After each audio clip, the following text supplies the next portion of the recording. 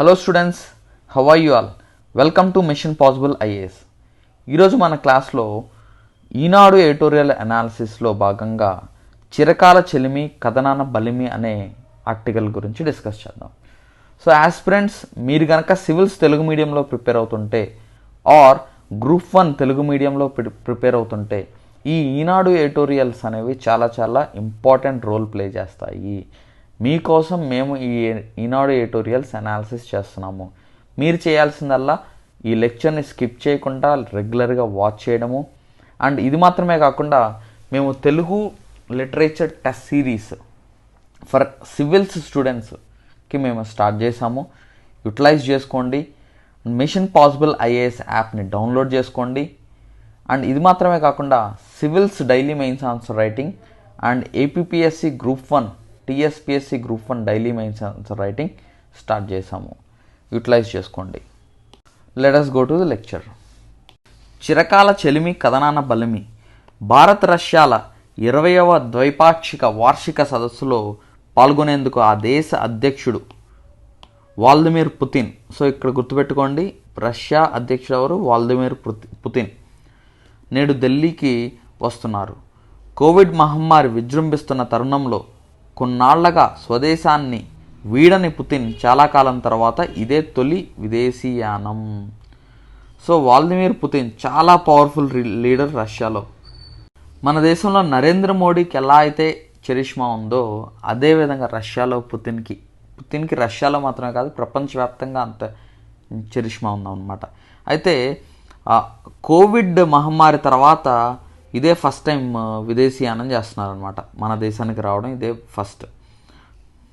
రక్షణ ఒప్పందాలే ప్రధాన అజెండాగా ప్రధాని నరేంద్ర మోదీ పుతిన్ భేటీ కానున్నారు. అదే సమయంలో ఇరు దేశాల విదేశాంగ రక్షణ మంత్రులు Sergey Lavrov, Sergey Shoigu, S Jaishankar, Rajnath Singh 2+2 భేటీ కానున్నారు. సో 2+2 భేటీ అంటే ఏంటి అంటే రష్యా నుంచి ఇద్దరు, ఇండియా నుంచి ఇద్దరు అనమాట. సో ఈ రష్యా నుంచి ఇద్దరు ఎవరు అని అంటే ఒకళ్ళేమో డిఫెన్స్ మినిస్టర్, ఇంకొకళ్ళేమో ఫారెన్ మినిస్టర్. మన ఇండియాలో కూడా ఏంటంటే డిఫెన్స్ మినిస్టర్, ఫారెన్ మినిస్టర్. ఈ 2+2 భేటీ వీళ్ళిద్దరూ కూడా చర్చించుకుంటారనమాట. రకరకాల అంశాల మీద చర్చించుకుంటారు. సో ఇంకా ఎలాగ డీప్ ఫ్రెండ్షిప్ ఇంకా ఎలాగ చేయాలి, ఇంకేం చేయాలి అనేది, ఎటువంటి నిర్ణయాలు తీసుకోవాలి, ప్రస్తుతం ఉన్న సిచ్యువేషన్స్ ఏంటి, దానికి తగ్గట్టుగా మనం ఎలా పనిచేయాలనేది చర్చించుకుంటారనమాట. ఇరు దేశాల నడుమ ఈ తరహా చర్చలు ఇవే తొలిసారి. ఇండియా ఇప్పటి వరకు అమెరికాతో మాత్రమే 2+2 తరహా చర్చలు జరిపింది. చూడండి, అంటే ఇది ఒక మంచి డెసిషన్ అనమాట. ఇలా 2+2 అనేది జరపడం అనేది చాలా మంచి పరిణామం. ఎందుకనంటే ఇంకా ఫ్రెండ్షిప్ అనేది డీపన్ అవుతుంది. సో మనం అమెరికాతో మాత్రమే ఇప్పటివరకు ఇలాంటి 2+2 చర్చలు జరిపాము. ఇప్పుడు మనం రష్యాతో కూడా ఇలాంటి 2+2 చర్చలు మొదలెట్టామన్నమాట. పుతిన్ పర్యటన ఇరు దేశాల చిరకాల మైత్రిని మరింత బలోపేతం చేసే దిశగా రక్షణ, అణు ఇంధన, సాంకేతిక రంగాల్లో పరస్పర సహకారాన్ని విస్తృతం చేయనుందని ఆశిస్తున్నారు. ఇండో పసిఫిక్ ప్రాంతంలో చైనా ప్రాబల్యాన్ని నిలువరించేందుకు ఏర్పడిన America, Japan, Australia, Bharat Quad కూటమిపై అసంతృప్తిగా ఉన్న మాస్కో ఇటీవల బీజింగ్తో సాన్నిహిత్యాన్ని పెంచుకుంది. సో ఇక్కడ ఏంటంటే రష్యా, మనము కొంచెం క్లోజ్గా అమెరికా వైపు వెళ్తున్నాం అనమాట.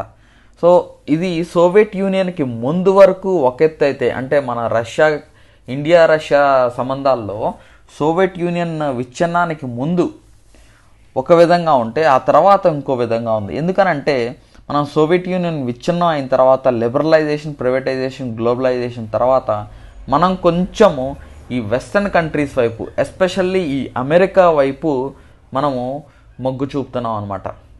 అలా అని రష్యాని మనం కాదనుకోవట్లా, కానీ కొన్ని సిచ్యువేషన్స్ డిమాండ్ చేసినప్పుడు మనం ఏం చేస్తున్నామంటే అమెరికా వైపు కొంచెం అడుగులేస్తున్నాము. అది మాత్రమే కాకుండా మనకి క్వాడ్ కూటమి అని ఒకటి ఉంది. క్వాడ్ అంటే క్వాడ్రిలేటరల్ అని అర్థం, అంటే 4 మూలలు ఉంటుంది క్వాడ్లో. సో ఈ 4 మూలల్లో ఎవరు? అమెరికా ఒకటి, జపాన్ ఒక సైడ్ అయితే, ఆస్ట్రేలియా ఒక సైడ్ అయితే, ఇండియా ఒక సైడ్. సో ఈ నలుగురు కూడా ఒక కూటమిగా ఏర్పడి ఇండో పసిఫిక్ గురించి ఆర్ అంతర్జాతీయంగా అంశాల గురించి ఇలా డిస్కస్ చేస్తున్నాయి. సో ఎప్పుడైతే ఈ క్వాడ్లోకి ఇండియా జాయిన్ అయిందో అప్పటి నుంచి రష్యా కూడా ఏం చేస్తుందంటే చైనాకి కొంచెం దగ్గర అవుతుంది. మరోవైపు చైనా నుంచి ముప్పును ఎదుర్కొనే లక్ష్యంతో రష్యా నుంచి S-400 క్షిపణులతో పాటు పలు రకాల ఆయుధ సంపత్తిని ఇండియా సమకూర్చుకుంటుంది. S-400 ఏంటంటే మిసైల్ డిఫెన్స్ సిస్టమ్ అని అంటాం.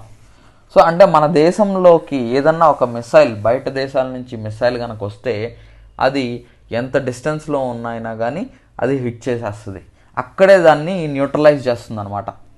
సో మనకి చైనాకి, మనకి పాకిస్తాన్కి ఇటువంటి సిచ్యువేషన్స్ అంటే హోస్టిలిటీస్ మనం చూస్తున్నాం కాబట్టి చైనా ఇంకొంచెం అగ్రెసివ్గా దాని చుట్టూ ఉన్న దేశాల మీద అగ్రెసివ్ పోస్చర్ చూపిస్తుంది. కాబట్టి మనము ఇటువంటి S-400 క్షిపణులు మనము రష్యా నుంచి కొనుక్కోవడం అనేది మంచిదే.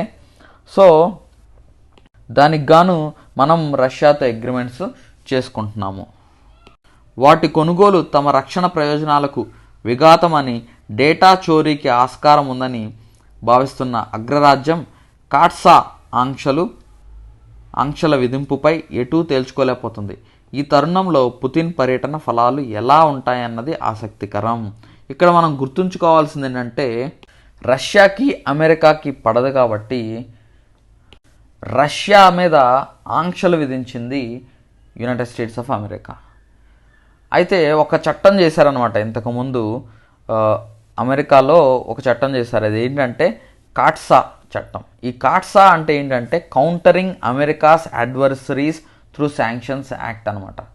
ఈ countering America's adversaries through sanctions act అంటే ఏంటంటే అమెరికాకి వ్యతిరేకంగా గనక ఏ దేశమైనా పనిచేస్తూ ఉంటే, అమెరికా ఇంట్రెస్ట్ వ్యతిరేకంగా కనుక ఏ దేశమైనా పనిచేస్తుంటే దాని మీద శాంక్షన్స్ ఇంపోజ్ చేయడానికి అవకాశం ఉంటుందన్నమాట. అంటే ఆంక్షలను ఇంపోజ్ చేయడానికి అవకాశం ఉంటుంది ఈ యాక్ట్. ఓకే, ఈ యాక్ట్ కింద ఇరాన్కి ఇప్పటి వరకు రష్యాకి అండ్ నార్త్ కొరియా మీద ఆంక్షలను విధించడం జరిగింది. అంటే ఆ దేశాలతో, ఆ దేశ డిఫెన్స్ సిస్టమ్తో కానీ ఇంటెలిజెన్స్తో కానీ వేరే దేశాల సంబంధాలు పెట్టుకోకూడదనని, ఓకే, వాటి దేశాల్లో ట్రేడింగ్ విషయంలో కూడా ఆంక్షలు విధిస్తుంది అనమాట. ఆ ట్రేడింగ్ చేస్తే ఆ కంపెనీల మీద ఆంక్షలు విధించడము, అప్పుడేమవుద్దంటే టైటన్ అయిద్ది అనమాట, ఆ కంపెనీల మీద ప్రెషర్ పడిద్ది. సో మనం కూడా ఇంతకుముందు ఇరాన్ నుంచి ఆయిల్ ఇంపోర్ట్ చేసుకునే వాళ్ళం భారీగా, కానీ ఈ అమెరికా ఆంక్షల్ని భయపడే మనం ఏం చేసామంటే దాన్ని ఆ ఇంపోర్ట్స్ చాలా చాలా చాలా తగ్గించేసేసుకున్నాం అనమాట. ఓకే, సో అదేవిధంగా మన దేశం మీద కూడా ఈ కాట్సా చట్టాన్ని ప్రయోగించే అవకాశం ఉంది అని కొంతమంది చెప్తుంటే, కొంతమంది ఏమంటున్నారంటే అమెరికాతో ఆల్రెడీ మనం మంచి పార్ట్నర్షిప్ ఉంది, అమెరికా ఆల్రెడీ ఇంతకుముందు చెప్పిందనమాట 2-3 సార్లు ఏంటంటే ఇండియా అనేది మేజర్ డిఫెన్స్ పార్ట్నర్, మాకు చాలా స్ట్రాటజిక్ పార్ట్నరు. సో మేము కొంతమంది నాట్ ద గవర్నమెంట్ సోర్సెస్ నుంచి కాదు కానీ ఉంటారు కదా అక్కడ ఉన్న సెనేటర్స్ వీళ్ళందరూ ఉంటారు కాబట్టి, ఆర్ రిప్రజెంటేటివ్స్ ఉంటారు కాబట్టి వాళ్ళు ఈ కాట్సా చట్టం నుంచి భారత్కి మినహాయింపు ఇచ్చే అవకాశం ఉంటుంది ఆర్ ఇవ్వాలి అని అక్కడ అమెరికాలో చెప్తున్నారనమాట. ఓకే, అయితే ఏమవుతుంది అనేది మాత్రం మనం చూడాలి. విడదీయలేని రక్షణ అనుబంధం. సో మనకి రష్యాకి ఒక్క రక్షణ రంగం మీద మాత్రమే కాదు, చాలా రంగాల్లో మనకి రష్యాకి డీప్ పార్ట్నర్షిప్ ఉందన్నమాట. ఎందుకనంటే మన యుద్ధం మనకి చైనాకి, మనకి పాకిస్తాన్కి యుద్ధ సమయాల్లో రష్యా మనల్ని చాలాసార్లు ఆదుకుంది. విడదీయలేని రక్షణ అనుబంధం. మనకు అత్యంత మిత్రదేశం ఏది అని ఏ భారతీయ పిల్లవాడిని అడిగినా వెంటనే రష్యా పేరు చెబుతారు అని మోదీ 7 ఏళ్ల క్రితం మాస్కో పర్యటనలో వ్యాఖ్యానించారు. భారత రష్యాల మధ్య స్నేహగంధం అలా పరిమళిస్తూనే ఉండాలన్న అర్థాన్ని ఆ పలుకులు స్ఫూర్తింపజేస్తున్నాయి.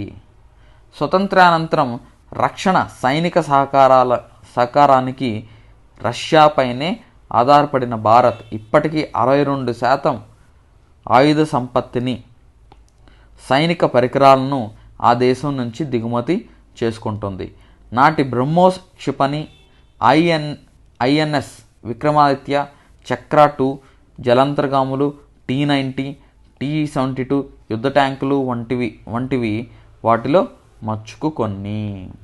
సో మనకి రష్యాకి మధ్య డీప్ డిఫెన్స్ పార్ట్నర్షిప్ ఉందన్నమాట. సో మన దేశంలో మనం ఎక్కువ రష్యా నుంచే కొనుగోలు చేసాము. అది మాత్రమే కాకుండా మనము రష్యా కలిసి కొన్ని ఎక్విప్మెంట్ మనం డెవలప్ చేసాము. మనము రష్యా అంటే టెక్నాలజీ ట్రాన్స్ఫర్ ద్వారా మనం తయారు చేసుకున్నాం అనమాట. ఇద్దరం కలిసి పనిచేసిన మిసైల్స్ అవ్వచ్చు, or BrahMos, for example BrahMos అనేది ఒక ఎగ్జాంపుల్ అనమాట. ఓకే, రష్యాకి ఇండియాకి మధ్య పార్ట్నర్షిప్ విషయంలో. ఓకే, తాజా పర్యటనలో S-400 క్షిపణి వ్యవస్థ సహా 6.71 లక్షల AK-203 ఆస్టాల్ రైఫిల్ కొనుగోలు ఒప్పందాలు ఖరారు కానున్నాయి. సో ఇది మాత్రమే కాకుండా AK-203 ఆస్టాల్ రైఫిల్స్ కొనుగోలు ఒప్పందాలు కూడా మనం రష్యా నుంచి కొనుక్కుంటున్నాము. కొన్నేమో మనం తయారు చేస్తున్నాం అనమాట. అంటే రష్యా మనం ఇద్దరం కలిసి మన దేశంలో తయారు చేస్తున్నాం.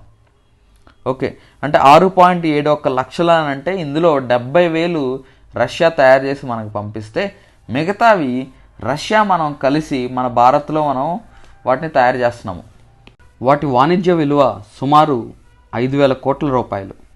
ఉత్తరప్రదేశ్లోని అమేఠీలో నెలకొల్పనున్న Indo Russian rifles private limited వాటి తయారీ చేపట్టున్నారు. తొలుత 70,000 తుపాకులను తమ వద్దే తయారు చేసి ఇండియాకు దిగుమతి చేయనున్న మిత్రదేశం ఆ తర్వాత సాంకేతికను బదిలీ చేసి దేశీయంగా ఉత్పత్తిని ప్రారంభించనుంది. సో మనకి ఇక్కడ ఏంటంటే టెక్నాలజీ ట్రాన్స్ఫర్ అనేది చాలా కీలకమైనది. సో రష్యా మనకి చాలా వరకు చాలా అంశాల్లో చాలా డిఫెన్స్ ఎక్విప్మెంట్లో ఈ టెక్నాలజీ ట్రాన్స్ఫర్ చేస్తుంది అనమాట. మిగతా దేశాలతో పోల్చుకుంటే రష్యా మనకి చాలా డిఫెన్స్ ఎక్విప్మెంట్లో టెక్నాలజీ ట్రాన్స్ఫర్ చేసింది. సో తద్వారా మనము బెనిఫిట్ పొందాము, వాళ్ళు రష్యన్స్ బెనిఫిట్ పొందారనమాట. భారత్లో తయారీ నినాదానికి ఇది ఆచరణ రూపంగా కేంద్రం చెబుతోంది. సో మనం మేక్ ఇన్ ఇండియా అంటే ప్రపంచంలో ఏ సంస్థలైనా కానీ మన దేశంకి వచ్చి మన దేశంలో తయారు చేసి ప్రపంచానికి అమ్ముకోవచ్చు అనే అంశంతో మేక్ ఇన్ ఇండియా కాన్సెప్ట్ తీసుకొచ్చాము. సో దాన్ని మనం ప్రోత్సహిస్తున్నాము. ఇంకా దీన్ని కనుక ఎక్కువ మనం ప్రోత్సహిస్తే మన దేశం ఒక మ్యానుఫ్యాక్చరింగ్ హబ్గా తయారయ్యే అవకాశం ఉంది. అందులో భాగంగా ఈ ఒప్పందాన్ని కుదుర్చుకున్నాం. మరోపక్క ప్రతిపాదిత వ్లాదివాస్తోక్ చెన్నై సముద్ర నడవ, సో వ్లాదివాస్తోక్ చెన్నై కారిడార్ అనమాట, అంటే ఓషన్ కారిడార్. ఓకే, సో ఈ సముద్ర నడవ కూడా మనకి చాలా ఇంపార్టెంట్. దాన్ని మనం ఎంత త్వరగా వీలైతే అంత త్వరగా ముందడుగులు వేయాలని చెప్పేసి మనము ఎప్పటికప్పుడు రష్యా మీద మనం ప్రెషర్ పెడుతున్నాం అనమాట. సముద్ర నడవ ఏర్పాటుకు ముందడుగు పడాలని భారత్ భావిస్తుంది. 10,000 కిలోమీటర్ల ఈ సాగర మార్గం అందుబాటులోకి వస్తే ఆర్కిటిక్ ప్రాంతంలో హిందూ మహాసముద్రానికి అనుసంధానం పెరుగుతుంది. సో ఆర్కిటిక్ నుంచి హిందూ మహాసముద్రానికి. సో ఈ కారిడార్ మనం వర్కౌట్ చేసి దాన్ని ఇంప్లిమెంటేషన్లోకి తీసుకెళ్తే అక్కడి నుంచి మనం గ్యాస్ తీసుకోవచ్చు, అక్కడి నుంచి అక్కడున్న రిసోర్సెస్ మనం యూజ్ చేసుకోవచ్చు, ఆర్ మ్యూచువల్గా బెనిఫిట్ పొందే అవకాశం ఉంటుందన్నమాట. తాజాగా ఆఫ్ఘనిస్తాన్లో తాలిబాన్లు అధికారాన్ని హస్తగతం చేసుకున్న తరుణంలో రష్యా స్పందించిన తీరు భారత్కు ఆమోదయోగ్యం కాలేదు.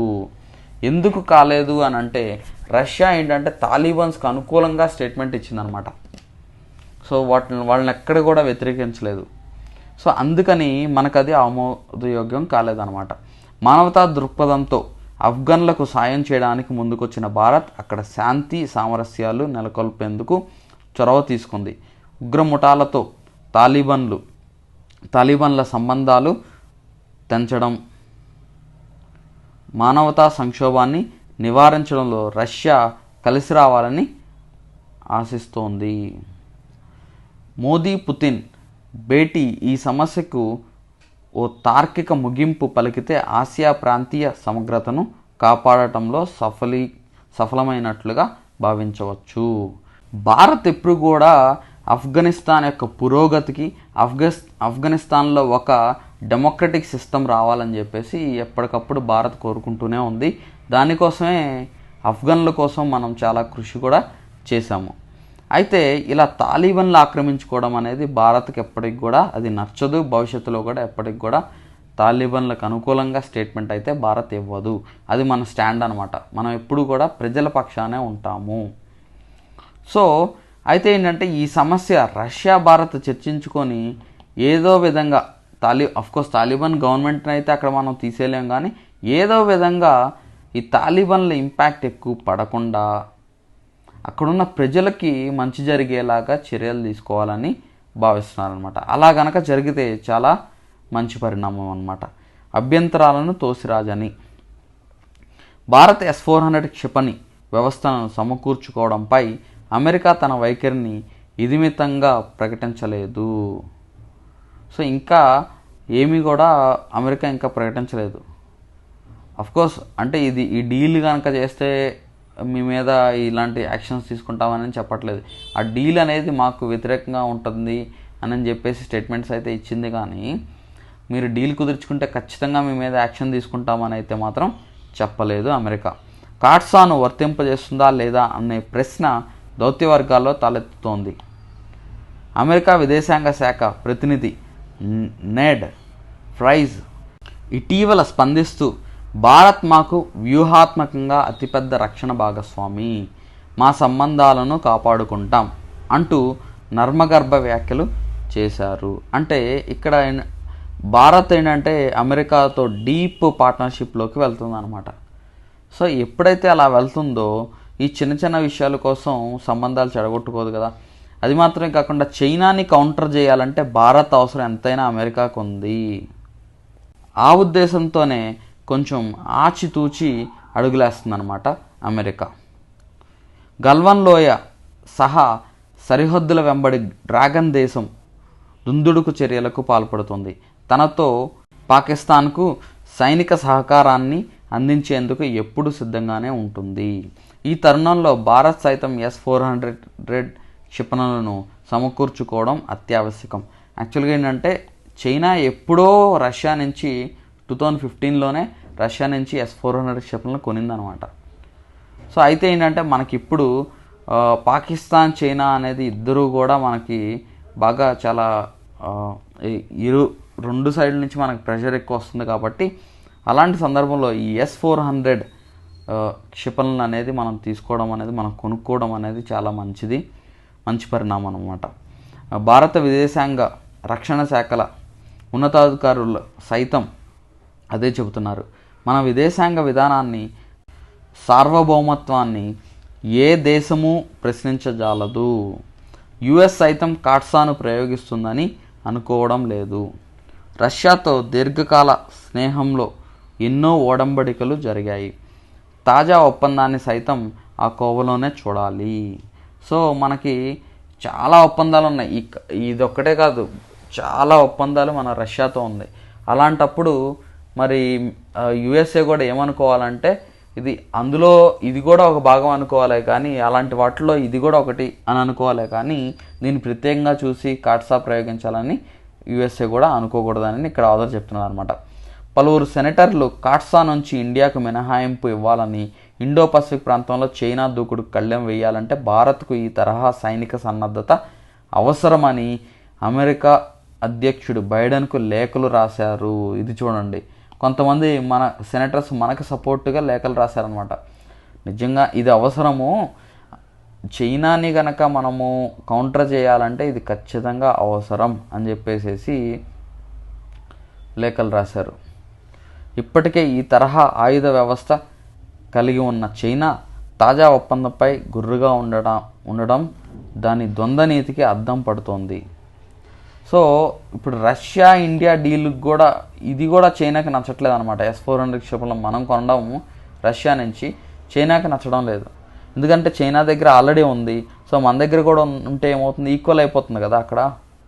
రష్యా మాత్రం అమెరికా ఆంక్షలను పట్టించుకోనక్కర్లేదని చెబుతుంది. కొంతకాలంగా చైనాతో అనుకూల వైఖరి ప్రదర్శిస్తున్నప్పటికీ ఈ ఒప్పందంపై ప్రభావం పడకుండా లౌక్యంగా వ్యవహరిస్తుంది రష్యా.